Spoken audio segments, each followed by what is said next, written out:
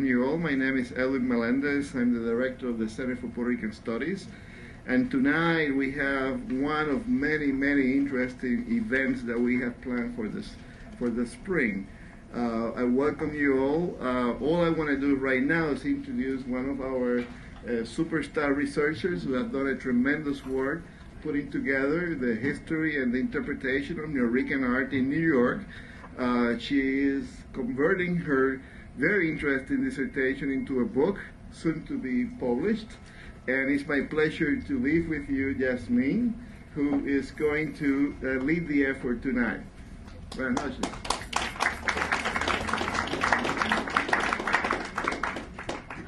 Bueno, buenas tardes, and happy St. Patrick's Day, right? It's one of our longest, well, I think the oldest ethnic parade in New York after the, it's them, and then it's the Puerto Rican Day Parade.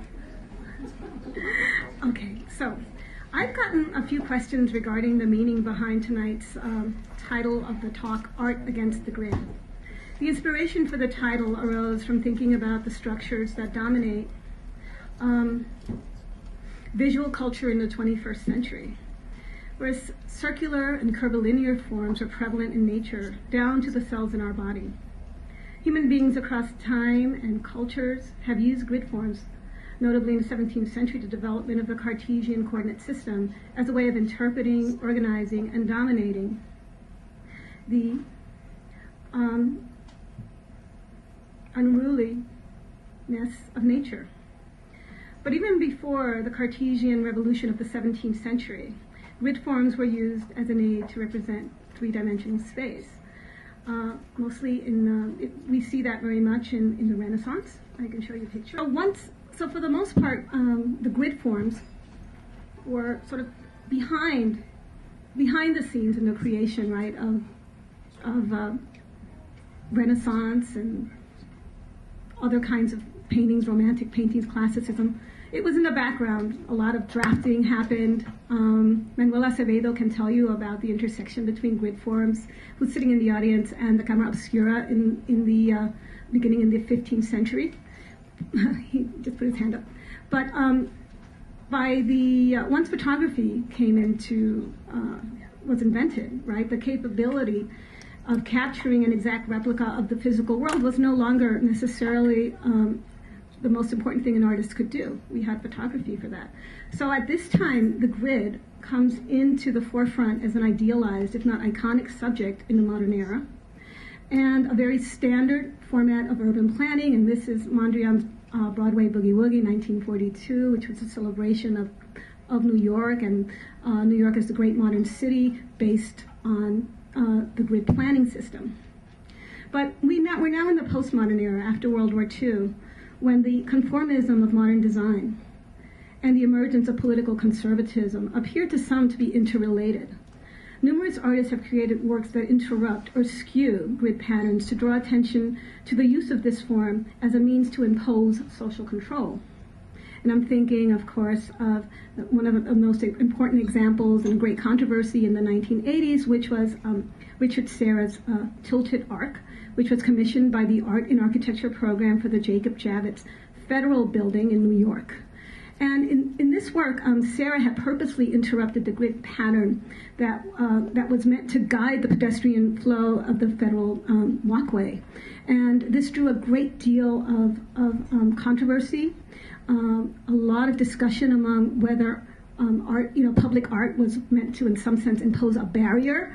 Was it an oppositional stance against the federal government? And eventually, in 1989, it was dismantled. It was basically actually the workers who had the most problems with the arc and who drew some sympathy, because they were saying, I understand the political statement, but this is like imposing in our means to be able to get from one place to another, although Serra definitely wanted people to have to go around the grid to kind of show the imposition of art. It was almost like an interplay between the urban space and the artist and form. So he really wanted to be deliberate about it, but eventually it was dismantled. Now that we're inhabitants of the virtual world, the grid takes on another meaning and becomes a catchphrase denoting the vast electric power generate a communications network that gives us access to information in exchange for a tacit agreement to become subjects of unrelenting commercial solicitation and governmental surveillance.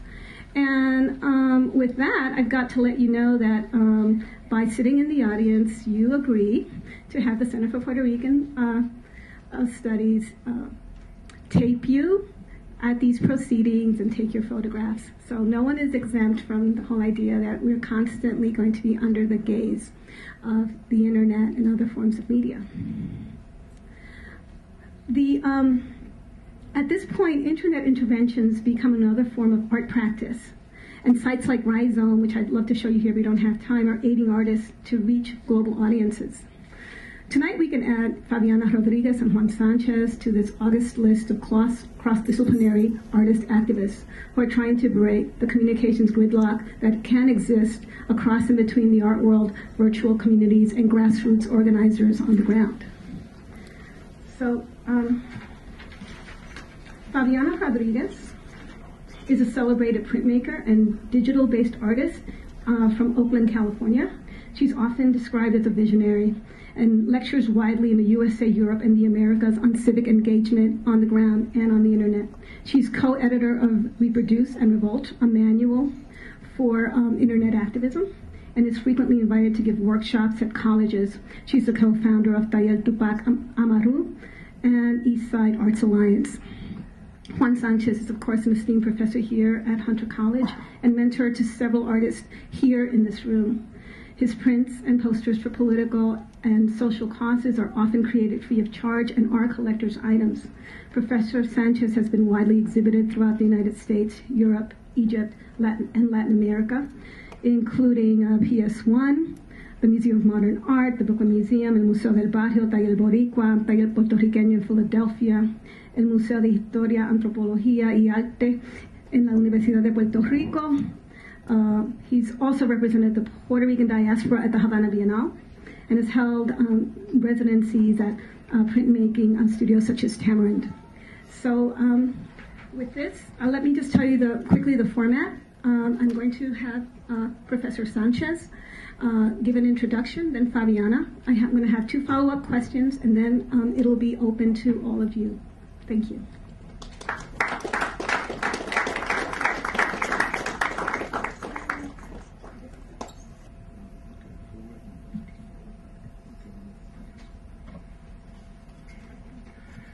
Welcome.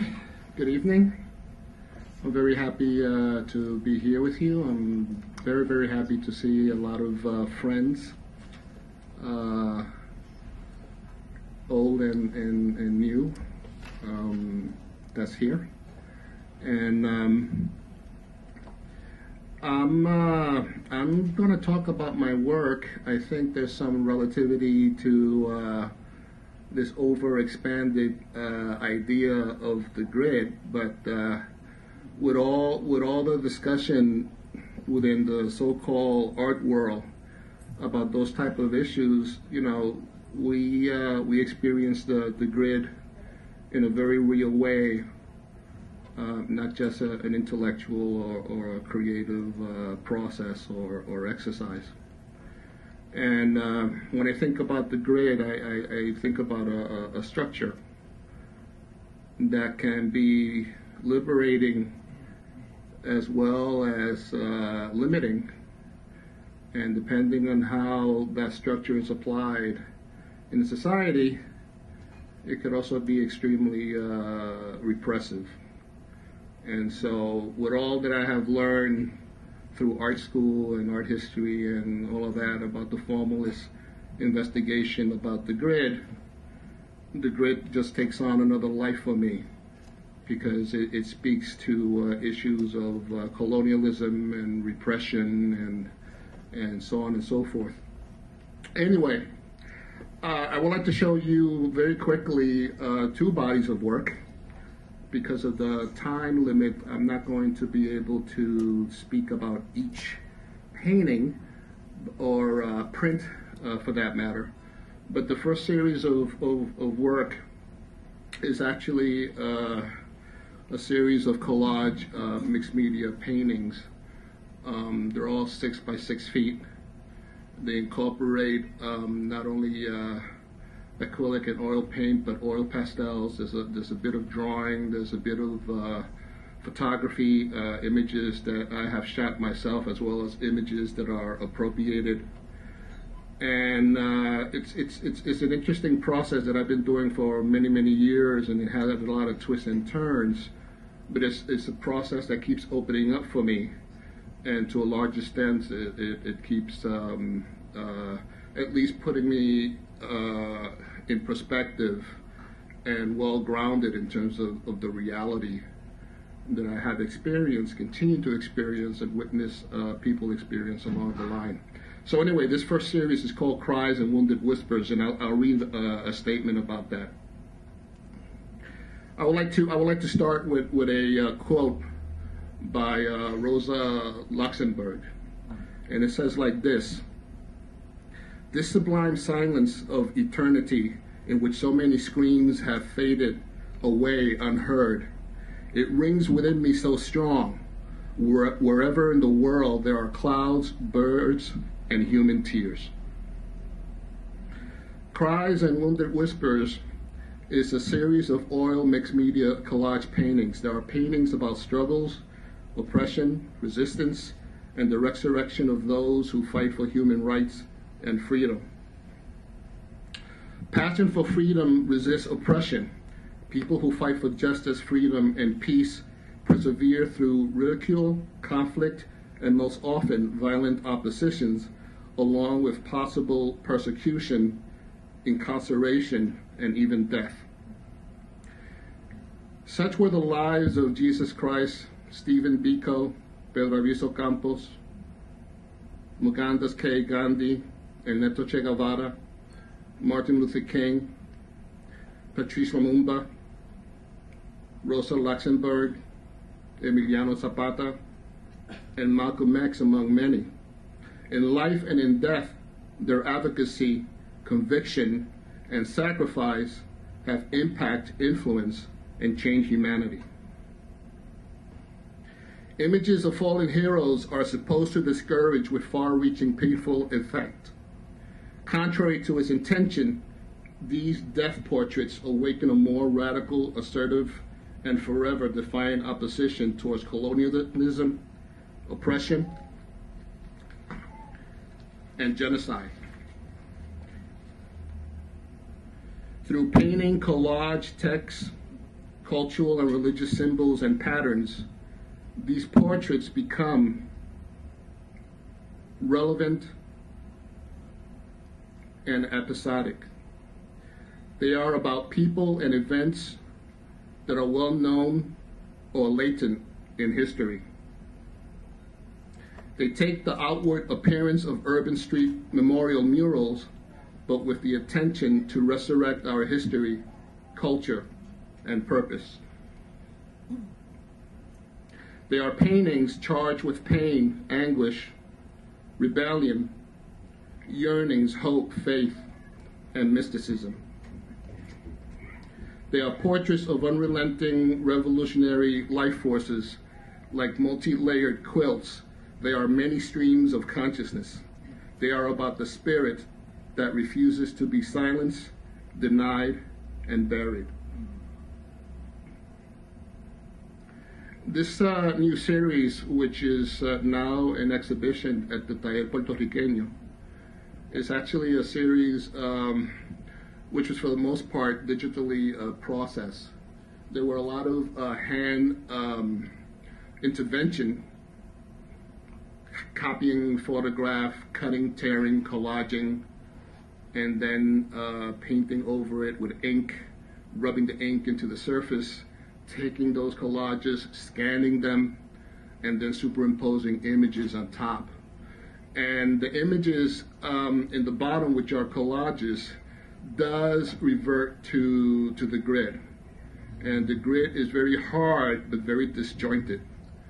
And within the grid, you will see the repetition of the human figure, who may be a man or a woman, who is bare from the waist up, and whose identity is covered by a Puerto Rican nationalist flag. In earlier paintings, there was an image like that I incorporated, but it's with a woman holding a crying baby. So the idea is to find a correlation and an affinity with the various movements and events that has gone on throughout the world, and the connection with regards to the affinity, the relationship, and also with regards to the solidarity. They become almost ghost-like because they're part of a past, but they're also ghost-like because they're part of a present, which some of us are aware of, but in many cases we sometimes choose to ignore. So anyway, I wrote a statement about this series. Along with the series, there's also the other series, which is the Abu Ghraib series. And I found that issues relative to political prisoners from whatever country, coming from whatever struggles, do have those connections. And when I saw those images that were released in 2003 with regards to how these prisoners were being abused and mistreated and humiliated, it struck a chord because it reminded me of similar events with regards to Native American activists, Latino, Puerto Rican activists within the Black Liberation Movement here in the United States. It seems like something that is most current and most relative to things that apparently has happened in the past, but since the papers, the news doesn't cover it, it's still going on today. Unknown Boricuas and Prisoner Abu Ghraib is an ongoing series of archival pigment prints. They are dense, multi-layered impressions. Obscured figures inhabit disjointed grids that are overlaid with cultural, political, and religious images or texts. The devastating events of September 11 regrettably led our country to a misguided war of further loss and abuse. The graphic photograph release of these prisoners in 2003 echoed a familiar history of abuse and torture of American political prisoners in the United States.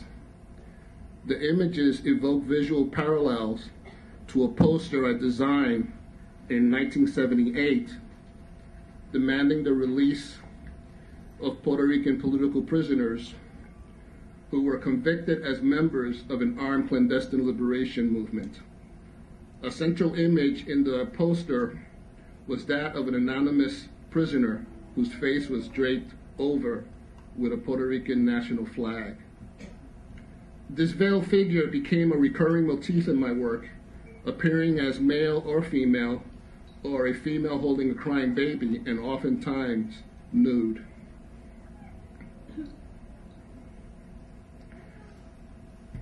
The globally conscious society is often absent from human concerns.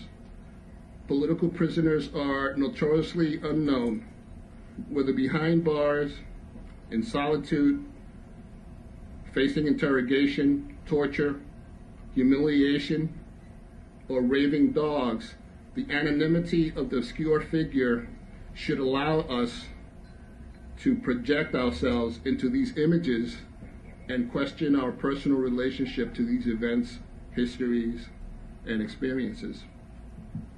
What I've done is not only incorporate postmodern portraits of people like Martin Luther King, Che Guevara, and many others, but I also incorporated these images with photograph coming out of my family album.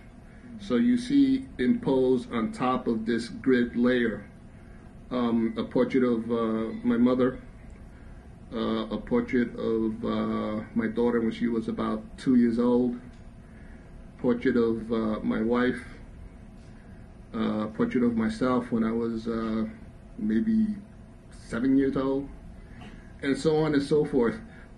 These are events that are public, as well as events that are very personal, which are interlaced, and it becomes part of our consciousness and our subconscious. And sometimes we can't separate one from the other because you're experiencing it all simultaneously, and sometimes one impact over the other, and they change places constantly.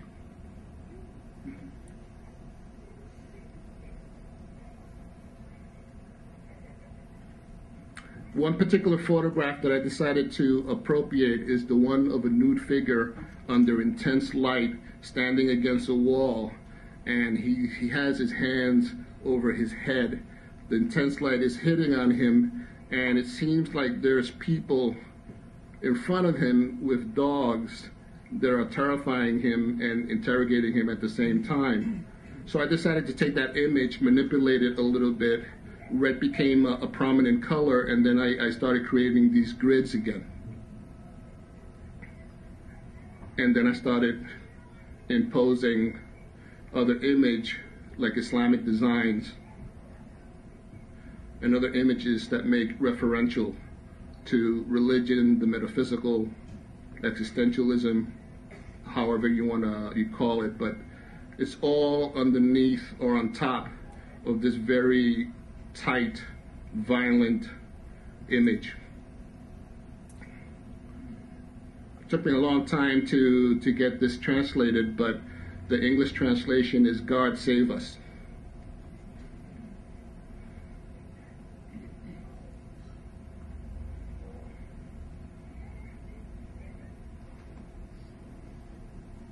And so from this series, is the sympathy coming from me, perhaps coming from the viewer that looks at these images?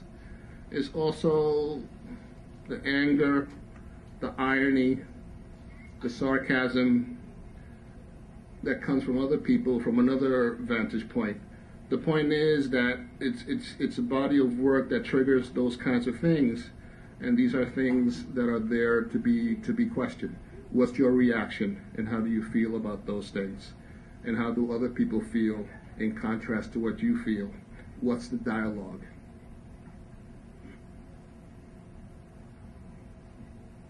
Thank you.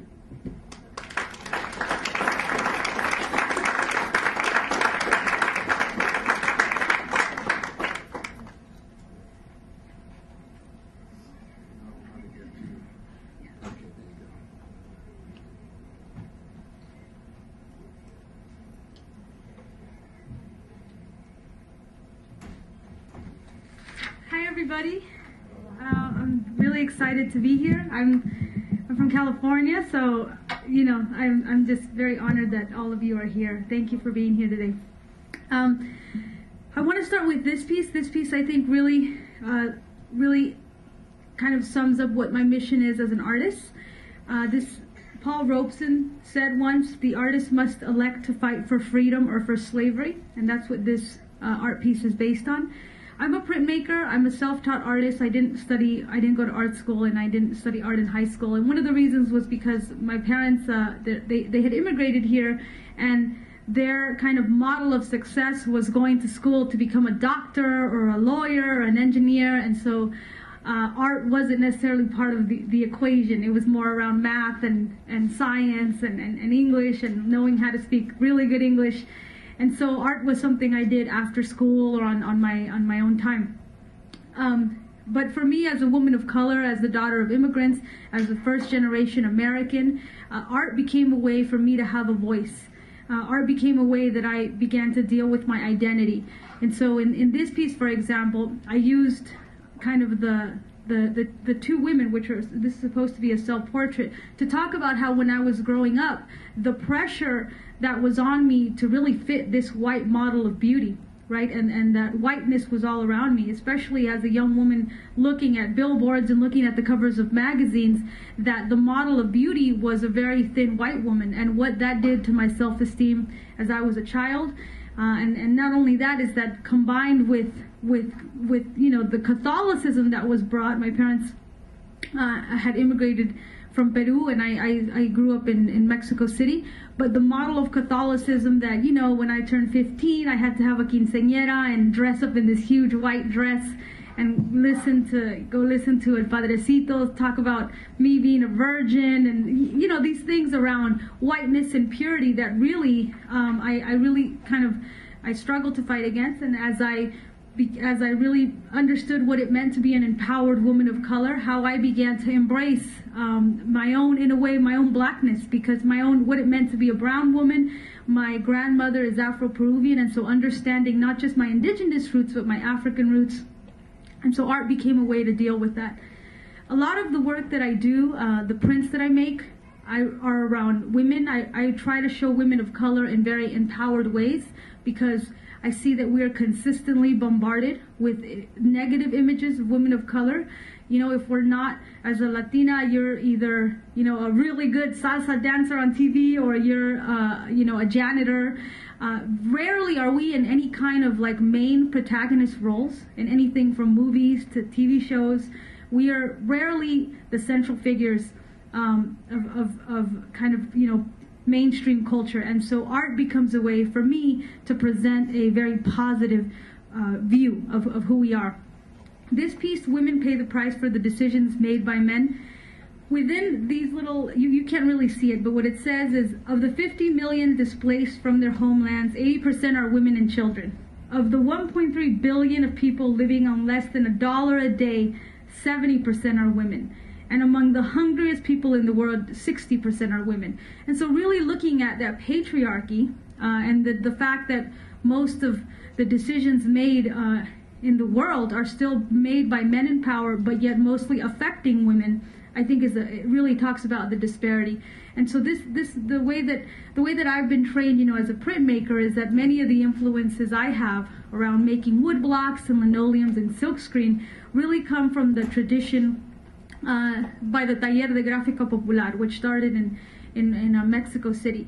And I'm really excited to have this presentation with Juan, because as I've been really kind of raised and taught in the Chicano printmaking tradition, when I came to New York, you know, around 10 years ago for the first time, and I began to learn about, you know, Tufiño, for example, or the history of the Taller Boricua, and the role that printmaking played in establishing a voice for our communities, it really kind of made me understand the power that is works on paper, and why creating work in a multiple really means is around distribution, and is around not having a one-of-a-kind, but having something that you can use to educate people. And for me, that's why prints are a very kind of favored way of how I work.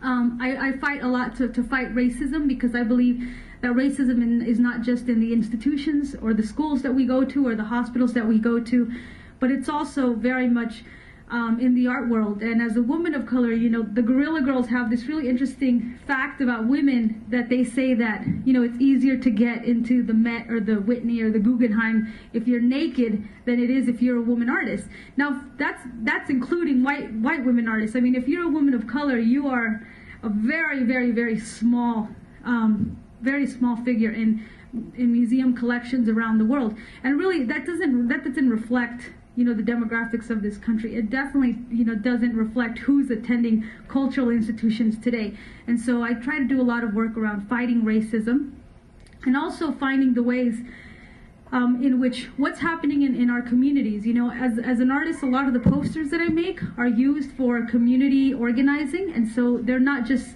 you know, images that hang in a gallery, or kind of they have a very practical purpose, and that's usually used to organize. And so this poster, for example, was used for the National Black Latino Summit, which happened in Los Angeles, and just really looking at how our two communities, the Black and Latino community, we are still the highest in teen pregnancy rates, we have the highest dropout rates, the least amount of PhDs, we're still the poorest, we still compose the large majority of people who are incarcerated. And even malnutrition, obesity, all the things, you name it, Black and brown communities are at the top. And so really kind of looking at ways that we can use art to talk about these issues, but also to find solutions around these things is a big interest of mine. This piece, Survival is Non-Negotiable. Lately I've been really kind of trying to talk about the climate crisis and really address issues of climate change and of food, because, you know, as someone who kind of was brought up in organizing that was around, Chicano communities. We would look at things like education. We would fight for ethnic studies. We would fight around immigrant rights. Where we have a lot of work to do is really looking at climate policy and looking at how climate policy is affecting the most people affected by climate policy in the world are people of color. And you saw that during Katrina. You see that now in Haiti. You look at the greedy multinational corporations who are affecting climate change in this country, and who pays the price. That we continue to pay the price, and how as we work to fight for climate justice, how do we incorporate that and do it now while we still have time to breathe? The title of this piece is "While You Still Have Time to Breathe," because literally, the amount of toxins in the air is ridiculous. Where I live in the Fruitvale, I live in a Mexican neighborhood in Oakland, California, and the people who live in my neighborhood have a 10-year less lifespan than the people who live in the Oakland Hills because of the incinerators. And we have very high asthma rates. Asthma rates right now are astronomical in communities of color. When I was growing up, asthma rates were not what they are today. And it's because of negligence and environmental racism in our communities. And it's a very big deal. As an artist, it's something that I tackle a lot. This piece, Green is Not White, really looking at, we are in the middle of a green revolution. The green sector of this economy is a multi-million-dollar growing economy. It's one of the fastest growing sectors of our economy, and yet it is also one of the most racially segregated, where people of color get very, very little benefit. And immigrant workers, who are in the most toxic of jobs, are still nowhere in the equation when it comes to clean jobs, good air. And really, this poster is around saying that clean air is a right for everyone. We all want clean air, non-toxic water. We all want jobs that are not going to get us sick and are not going to, kill us. And so I tackle the whole kind of green revolution because also when I was doing a lot of high school organizing, I'm 32 now, but when I was in high school, I was an organizer, and throughout my 20s, I would do a lot of youth organizing, and we would, protest in front of jails and kind of take over schools and things like that. And then when we would meet, we would all sit around a big box of like Pizza Hut or, and have our Coke bottles and really not understanding that we as consumers, what we're eating and the agribusiness that is right now on a global level has a lot to do with our domestic problems. And I'll give you an example. So we look at immigration. Let's look at just Mexico. There's a company named Monsanto who is really kind of one of the genetically, 20 years ago you had a very small percent, almost a 10% amount of genetically modified seeds in our food. And today it's almost going over 80% of genetically modified seeds in our food. And so you have something where Monsanto has gone into Mexico and has interrupted the biodiversity of the corn so much that the price of corn is up, and the tortillas are now becoming, there's a crisis because, there's a saying, sin maíz no hay país. Without corn, there is no country. And so we're looking at how economic decisions around food production have made it so that you have interrupted the national economies in Latin America so much that people just can no longer sustain themselves, and so they have to come and work. And where do they come work? In agriculture and in meat industry and in poultry, meat, agriculture. More than 80% undocumented workers are people working in these fields. At the same time, in our neighborhoods, all we have access to is fast food. And so you see the disparity that's happening right now is that we are malnutritioned, we're sick, we're literally eating poison because the stuff that we have access to they're not whole foods. We are not eating enough green foods, and the foods that we are eating are so full with hormones that it's no wonder that Latinos and African Americans have the number one cause of death is related to what we eat in this country. So looking at how, when we're talking about green, we really need to begin to see ourselves as food activists and understand what we're eating. So this poster around planning urban gardens, learning how to cook, taking back, cooking, teaching our young people of color how to cook, because again, in our communities, obesity rates among children, among teenagers, the highest. And it's because it has a direct correlation to poverty and to where we live, how much money we make. The other thing is, eating well. I've become a food activist because I really see food as the intersection of a lot of things we're fighting for. Global policy, economic policy. Farmers can hardly exist because of multinational corporations who are controlling agriculture, everything. I mean, I'm talking about, corn, soy, the very basics of the 8 main food groups of what we eat. It's like you can't get away from it unless you shop at a local farmer's market. It's very, very hard to be a person that contributes to a healthy way of eating. And so this piece I did, Eat Well, is really around us choosing to eat better and taking control of our lives and our futures and looking at what we eat as a way of being self-determined. And also that as consumers we can choose what we eat 3 times a day, and in that context contribute to a more fair a more fair economic system, because Latinos are in this, Latinos are the ones who are getting screwed over, Latino workers, and I've seen it.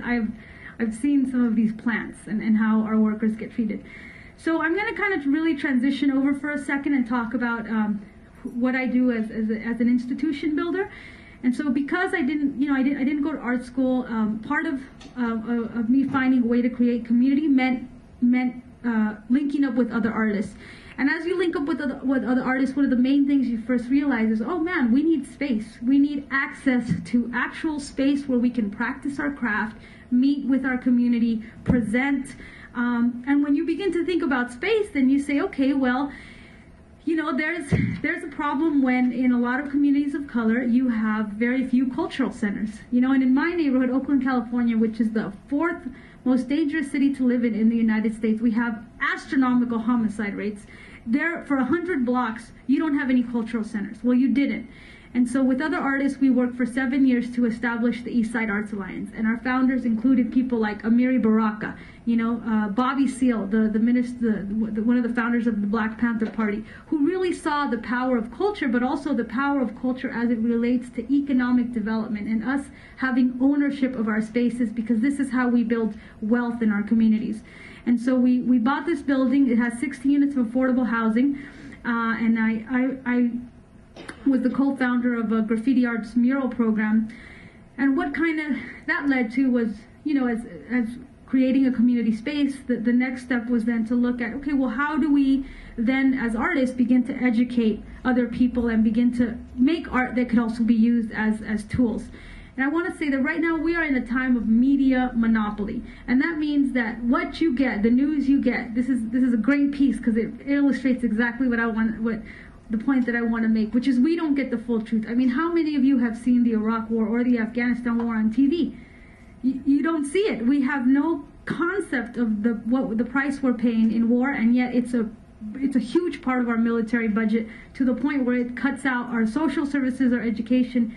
And so with Josh McPhee, who's here in the audience, we decided to launch a project that was around collecting graphics from around the world that reflected our 21st century struggles. And why did we want to do this? Because when you would Google, workers' rights, and you come up with a hammer and a sickle, that is no longer applicable. Hammer and sickle to represent the labor movement is very outdated. So how do we create new icons that represent our new movements, media justice, the fact that we're in oil wars, our new kind of struggles and obstacles that we face in the 21st century. And so this book, Reproduce and Revolt, is a collection of over 600 graphics from around the world from 200 artists that are all royalty free, meaning they can be reused, kind of as a way of being copyleft instead of copyright, copyleft, that people could freely use and reproduce in their materials. And the other aspect of things is, as artists, how do we also contribute to social change? I always I try to talk about the many things I do because I want everyone to kind of walk away knowing that we're very powerful. We can be media makers. If you're not an artist, we can write, we can create music. There's our voices, especially in today's world where everyone is kind of a citizen journalist. Our voices have a big potential to organize. So 2006, the immigrant rights marches, which was a very kind of key turning point, because you had over, millions of people around the country march, especially immigrants. And this was significant because, if any of you parents or have immigrated here, you know that the way of operating has always been around assimilation, being very, under the radar, don't make noise, just be a good, host in our new American home, right? So when you had, millions of people march and take to the street, and immigrants, my aunt went to this, my cousins, it was huge, it was a big deal. This really meant the turning point for immigrant rights. And because 2006 wasn't the birth of anything, it was just when people finally were fed up. Because in 1994 is when you began to see the birth of an anti-immigrant movement, where you had propositions in California, like Prop 187, say that if you're the undocumented kid, you couldn't even go to school, you couldn't even go to hospital, right? So 10, 12 years later, you had this situation. And so I'm going to wrap it up.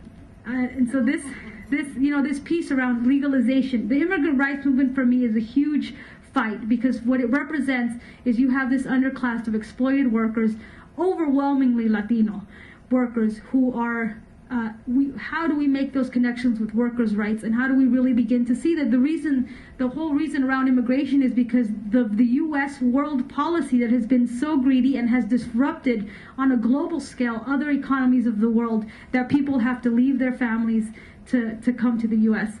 And so I co-founded an organization, Presente.org, which was really around building Latino power on the internet, kind of in the Move On style. This is a poster I did when Sotomayor was first nominated, really around kind of battling all the negative imagery that we were seeing. I mean, I don't know if you saw the comic book when she was put as a piñata, just really as a way to counteract that.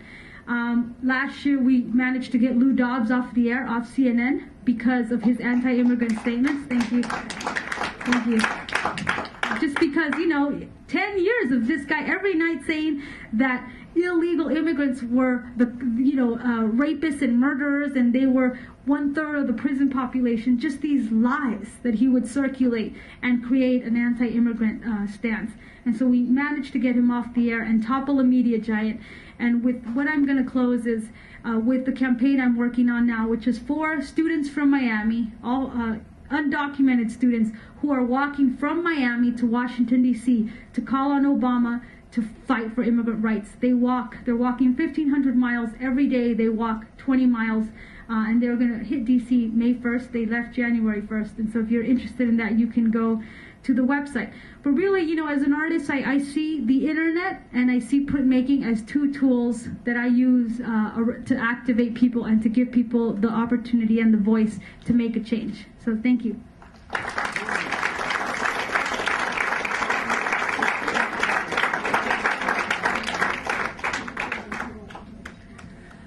So before I open it up to questions for the audience, I want to first ask Favianna if you have any questions for Juan. Yeah, Juan, I would like to know how you kind of see the role of the print in your community, being here in the community here in New York and just the community here on the East Coast. How have prints played a role in kind of being a tool of resistance and fighting for social change? Well, I think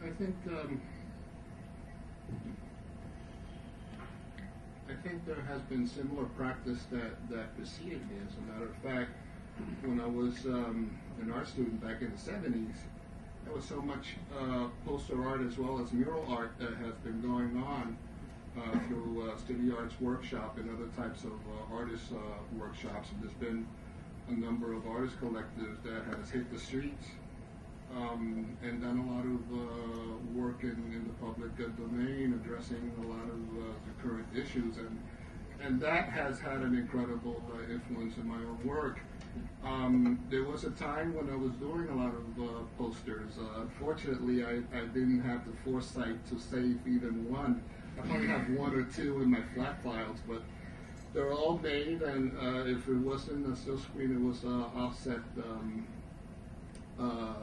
prints that were just plastered all over the city. But the way I see it, you know, I think your strategy is traditional on many levels and progressive, because now you're dealing with that virtual reality, so to say, which is much more expansive and definitely much more global, and so that kind of work that you're doing, which has been done many times before, not only here in New York but all over the place. I think the art movement in Puerto Rico, especially the postal art movement, that was something that left a very strong impression, and that they had their effect, and how that impact a lot of the Latinos here in the United States, putting up their own workshops and doing their own thing. You know, that's one manifestation, but they're also, I mean, the African American community, the Asian community, they've also had an incredible role in terms of creating art for the public domain. And you know, I think that the play of word, you know, copyright, copyleft, I mean, that's something that many of us had in our minds and have been practicing forever. It's just that we weren't clever enough to come up with that term. But most often, I found some of my graphic work, for the most part, dealing with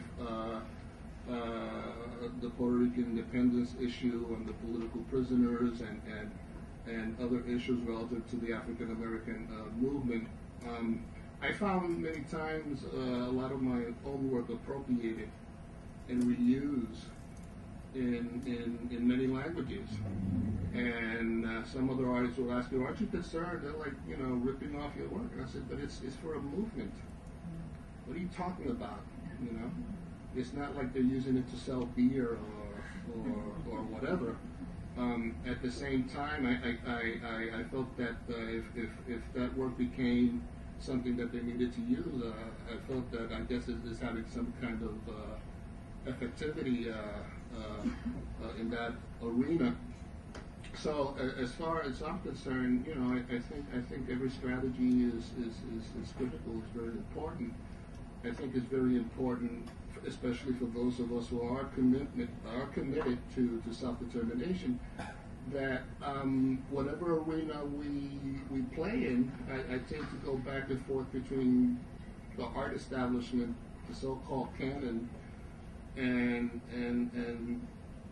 the public, the community, and so on and so forth. I tend to want to keep my both feet in both arenas, because I feel that that's where my subversion can have its effectivity.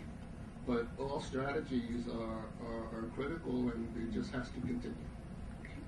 I have a question for either one of you or for both of you, and it does have to do with new strategies. One of the things that makes you the political commitment that you have, the idea of empowering people of color, of empowering our communities, of presenting quote-unquote positive images.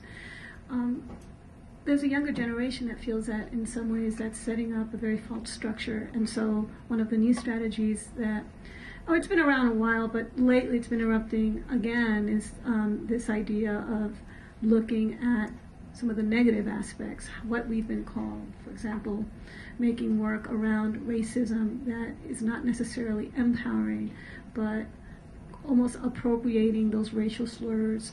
And whether or not one agrees, they say, you know, by appropriating those racial slurs, I'm co-opting it and I'm changing it, I'm doing a reclamation. And I'm just wondering, within either of your works, do you see that strategy ever being appropriate in your work? Is there a line that you would or would not cross in terms of exploring and exploding this notion of the positive person of color?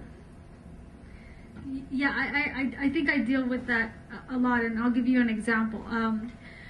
So my brother's gay, and I do a lot of work around sex positivity, because part of when my family had to really, you know, my family came from a very Catholic background, and at times very homophobic, and had to deal with my brother being gay. It meant us dealing with a lot of things that meant breaking tradition. And I think as artists, we carry the tradition, but we also have a responsibility to break it and expose some of the more negative sides of the things that are part of our culture.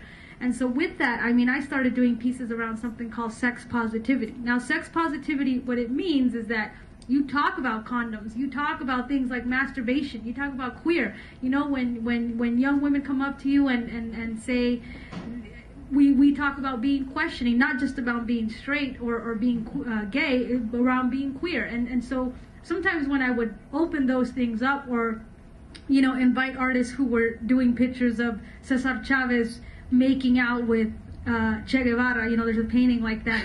Some people in my community would flip out, and they would say that's inappropriate, that's drawing the line, or paintings of the Virgen Maria in a very sexualized way.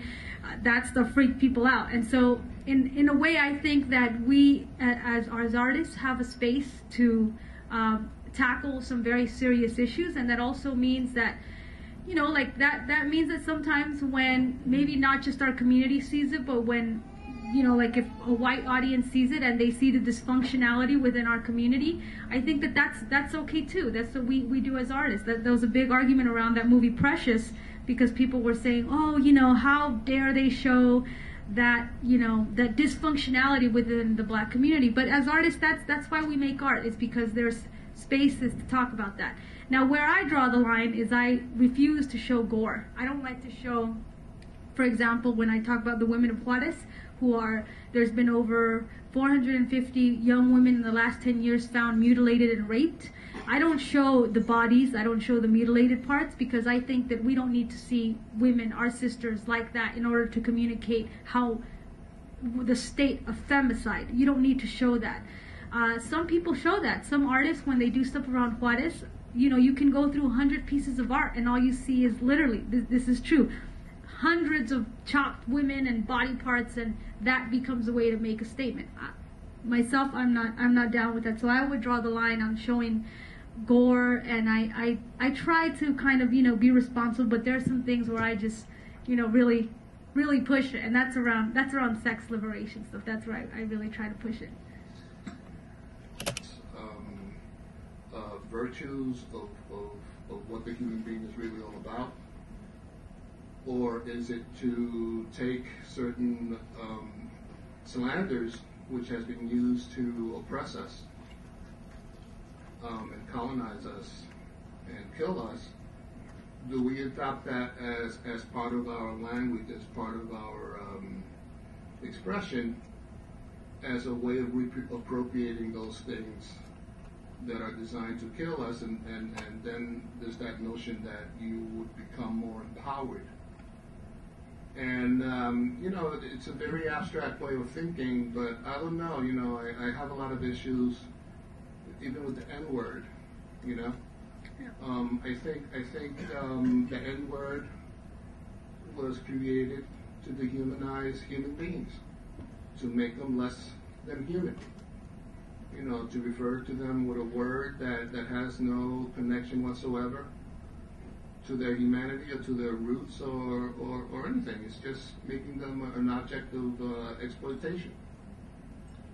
And, to use the word, as a sweet, flavor within the intimacy of whatever, maybe that could pass, but within the public domain, it becomes almost, if not downright minstrel, to that public, where the majority, wants us dead. Mm-hmm. And we use those words to destroy ourselves. It's like, once upon a time we picketed, we protested, because there's no people of color representing the police force that were occupying our community.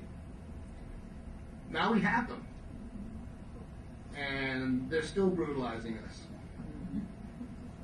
So where does the word spick, or any condescending word, or word that is meant to destroy us, how can that work in a way that would empower us other than knowing its history, knowing its effect, and knowing that millions of people have been destroyed because of such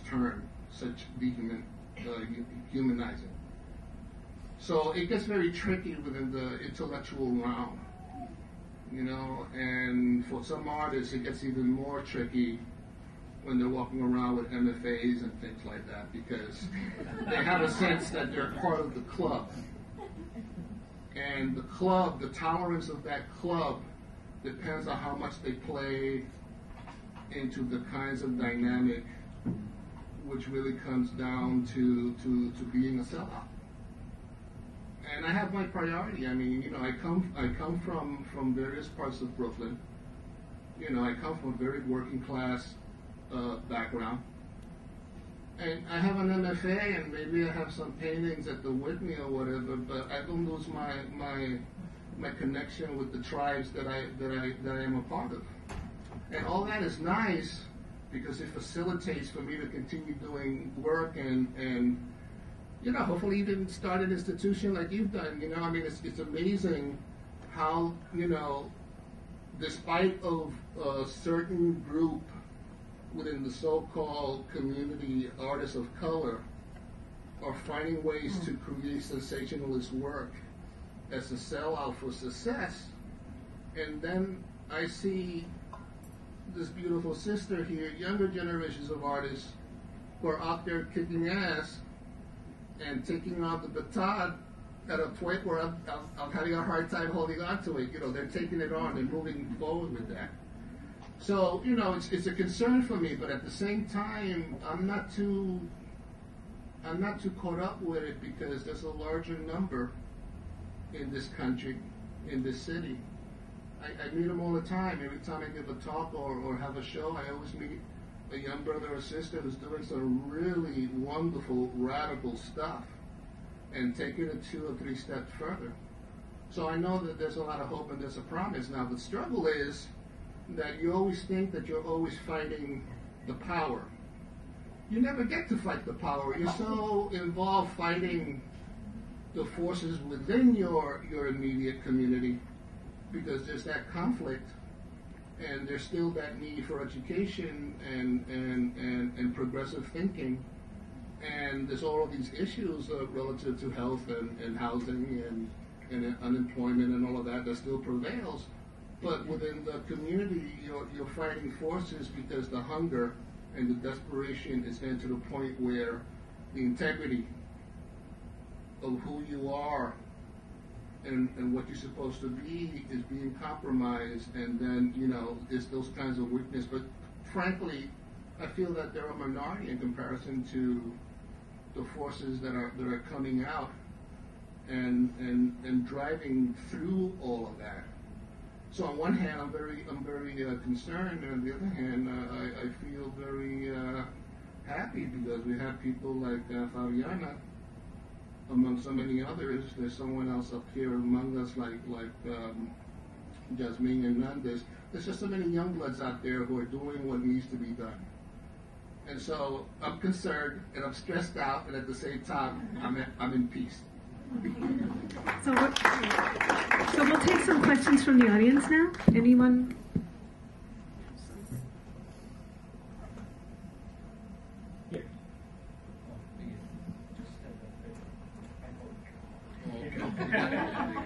Hi, how you doing?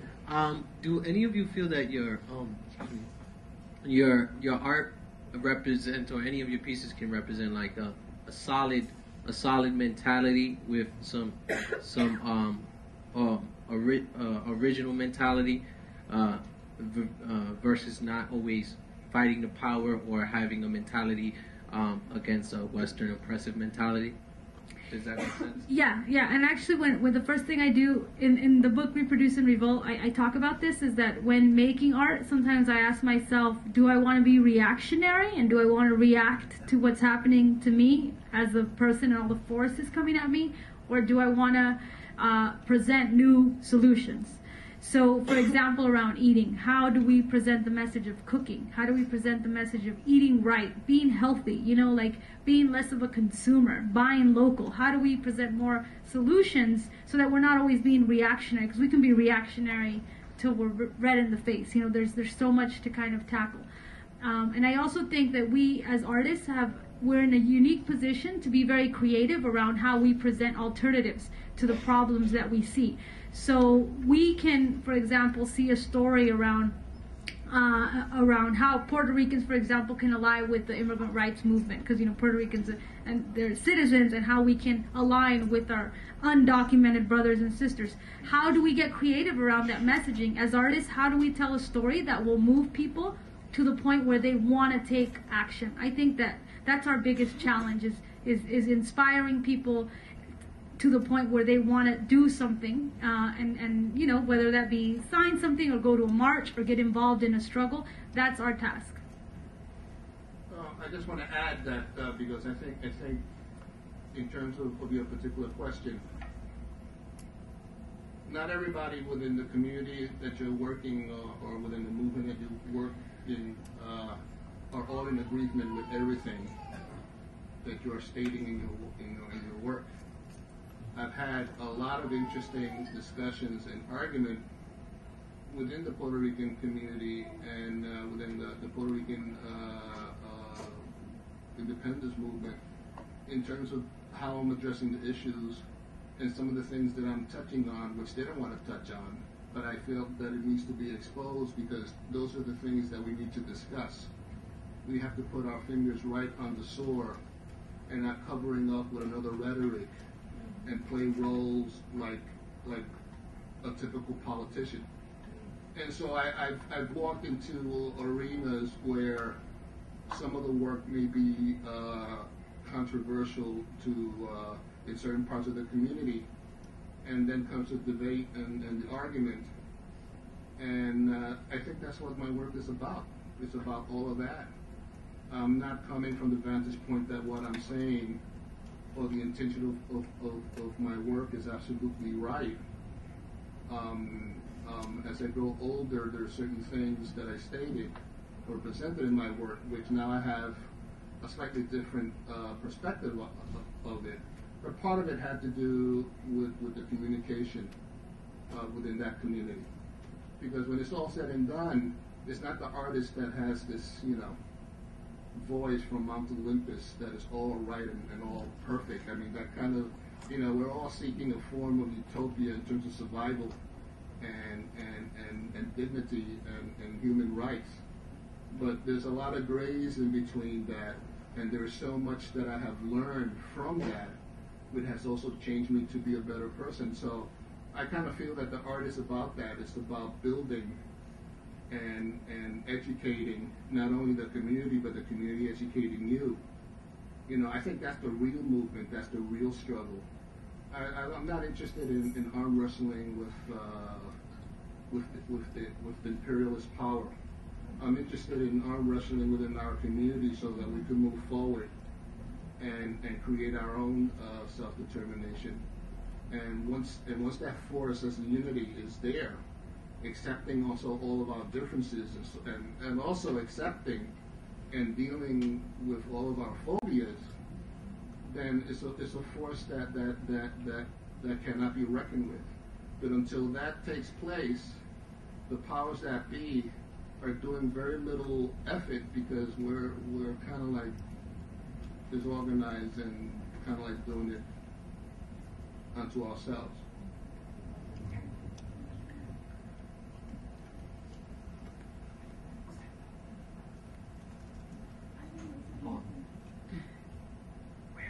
Miguel Reyes. Okay.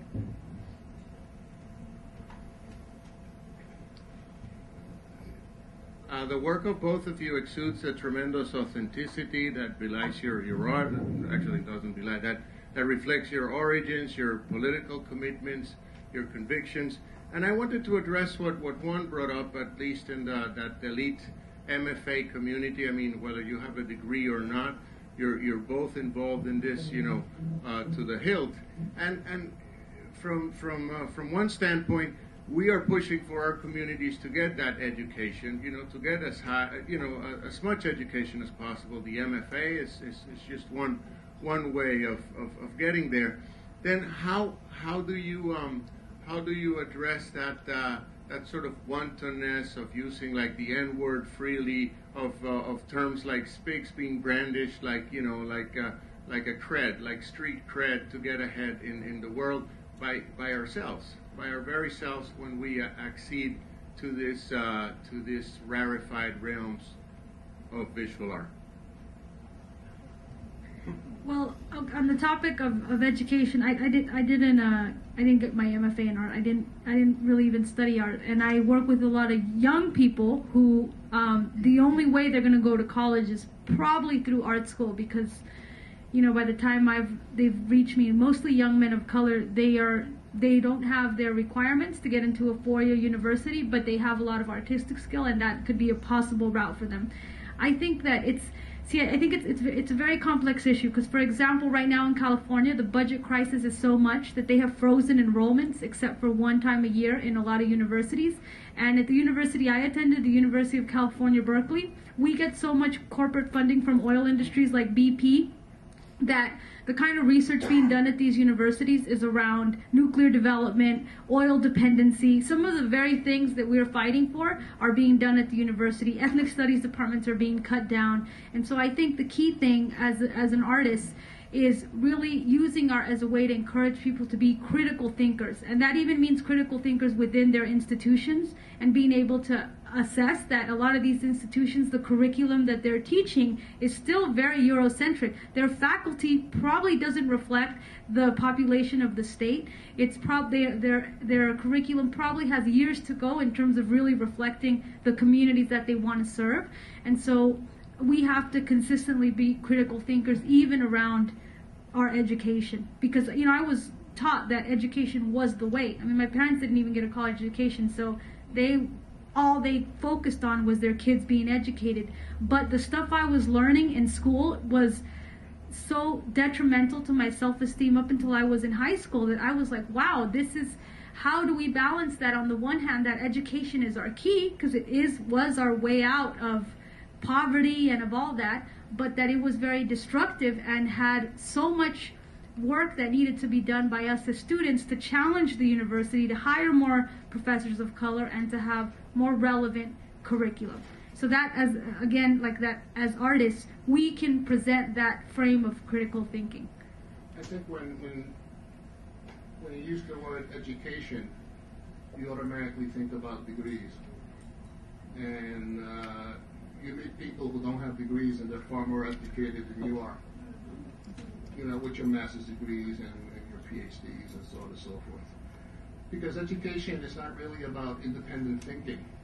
It's not about teaching you to be a critical thinker. It's about assimilating you into certain ideology in a certain system so that you can fit within whatever system you're most functional in. Once upon a time, they were handing out degrees all over the place for people who wanted to engage with pharmacy. And pharmaceutical labs were built all over the place, Puerto Rico being one of the main places where there were all forms of pills designed, experimented with regards to birth control. And the women in that island were their guinea pigs for that experimentation. More than a third of the women there were sterilized. They had menstrual pains as teens, and they would give them these fucking pills to sterilize them. They relieve the pain and sterilize them. And that was happening in Africa, that was happening in South and Central America, and in other countries. So that was genocide. So people are being educated to work in that system. They get very well paid, they have these degrees, they're called doctors. I think education is beyond just getting a degree. I'm not saying that a degree is bad. I have them. But the point is that you have to be much more conscientious, much more knowledgeable in terms of what this system is about. What do they educate you about and what they don't educate you? For decades, there's been struggles to establish Black and Puerto Rican, Asian American Studies Department. We've succeeded in many universities, and not all of them. And those few that we were able to succeed, to have them open and established, are being shut down, you know. And then you're talking about what is American history being taught? You know, we have a black president of the United States, but children are not really being taught the true, real history of America, the genocide of black people. You know, the graves that are full of them. You know, the anti-Semitic, you know, tendencies, which has various degrees of tolerance depending on what's going on. I mean, there's all of these things that are not included, you know, in the history. Others are more emphasized, and others are less emphasized. Education is beyond you going to Hunter College and, you know, and reading and not reading the books and doing and not doing the homeworks and then coming out with degrees. It's beyond that. I had to go beyond the school I was attending to find the artists that founded the Studio Museum in Harlem. I had to go and find the people of Taller Boricua. I had to go and find a great man like Robert Blackburn, who founded a print shop, the first print shop here in New York and in the United States. Okay?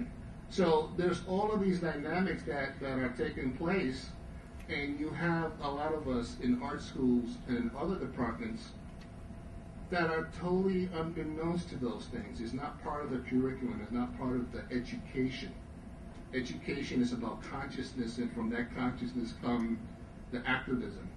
But when it comes to that other education where you remain dormant and they just feed you and you just take it in and you become part of the process and part of the problem, then yeah, we have more people of color, which is still relatively low in comparison to the population who are finishing high school, but they're still illiterate. And what I mean by illiterate, I don't necessarily mean that they can't read, although you know, there's a lot of us that still can't read. Some of us can read beyond my level, but what are they reading? What are the movies they're getting online to see? What are the movies that independent filmmakers are making, especially filmmakers of color, where they don't even get their money back because we don't go and see it, but we'll go and see Iron Man 2. So there's all of these things, you know, I could go on forever, I could just babble, but there's all of these things that we have to take into consideration with regard to what is education. And I think it's a very complex thing in terms of how much can visual artists, with the kind of budget that we're working with and the kind of accessibility to certain venues and accessibility to other things to create our own venues, we have all of these challenges. You know, I think that consciousness is very critical, because with that consciousness, we could do so much with very little. But right now, the consciousness is to be educated, you get the degrees, and then you need that money, and then you need to have access to a system, to the venues that has always been there to exploit you. What? We're really running out of time, so there's like one more question. So it's right here. Okay. Do we have to close? Are there charging us for this? Or? Yeah. We have to get out of here by 9. Hi guys. Real quickly, it seems like the work you've been doing over some time is kind of reactionary to your experiences and your culture and the background and stuff like that. At what point do you, or does that become, where do you do that transition where it's no longer about reacting and so much identifying and just creating this pure art without you know, the typical iconography, the typical statements about where you come from and what you do, to be maybe adding a whole nother dimension, a whole nother layer to the context of art making. Because it seems to me a lot of young people, and also especially minorities and African Americans, all going from the same well of experience and not transcending that into maybe other expressions of creative art making. Don't fall under the impression that that's the only thing that's happening. we don't represent that incredible number of artists of color who's making art. We just represent a little fragment of that. There are other artists that are doing many different things. It's all part of who we are. It's all part of that language. And we just cover different areas, and some cover both areas. But the discourse in art is far more diverse than what you've seen here. You've only seen 2 examples of that. Yeah, I want to add also that I think that there's this happened to Sotomayor too, like because she spoke Spanish and because she actually had a Latina identity, which is who she was, that was an issue. Because what that meant was that all the other judges who were white men, that somehow I don't know, the fact that they were white men didn't present an issue. So I don't want to say that our identity creates an issue that is somehow an other. It's not. I think that, like, if you look at any painting, it's always a reflection of what the artist is experiencing in their time. And most of what that is in the museum world, at least, is a look at a very European experience, mostly from the eyes of European males, and that's their moment of time that they just, they recorded that. And what at least I feel I'm doing, I feel I'm recording what I'm seeing right now happen to not just my people, but to people all around the world. And that could be very powerful. When I go to Japan or sometimes when I go to Europe and they see that, they're experiencing that too. I mean, the Europeans right now are also fighting genetically modified foods. They also have an issue with immigration. They also have a huge issue with, realizing that their national identities, which was their English national identity and their French national identity, is no longer just about the Anglo-Saxon tradition. Now you have huge immigrants that make up that country. So I would say that I think that I also make a lot of abstract art. I make art that is just around things that are very universal, like love and and sexuality, and things that it's not about me being a woman of color. It's about me being human, and I do that as well, and I try to do that very expansively, because I think that one thing oppression does for sometimes is that it can define you only in the context of your oppression and how you're defined. So if my oppression defines me just as a woman of color, I don't want to just make art about that. I want to make art about things that happen to all humans, and I think that that's a way to fight oppression, because why shouldn't something I make be relevant to people all around the world and reflect a simple experience that they may have, for example, around love. And so I do that constantly, and I talk about that because sometimes when I show my abstract stuff, it's really interesting, but like people say, oh, well, what's so political about that? Or, they kind of react a little bit, and I say, no, but it's my right as a liberated woman and as a liberated artist to make things of all my experience and to present myself in a very multifaceted and multidimensional way. That is what liberation is. When I visited Nicaragua back in '85, I met a lot of artists and poets and musicians that were creating art that was not overtly political, as well as those who made portraits of Sandino by the dozens. But what was fascinating was that many of those artists that were creating, painting landscapes and still life and abstraction and so on and so forth, were people that were involved in the field fighting as guerrillas. They were fighting for the right to celebrate life. Mm-hmm. So we need those 2 elements to play off of each other. Some of us lean more towards one than the other. I tend to go back and forth. What I showed you is just one slant of what I do. But my point is that I think there's a lot of artists out there that are doing all of those things, and they're not getting that recognition, or they're not getting that visibility. But it's out there.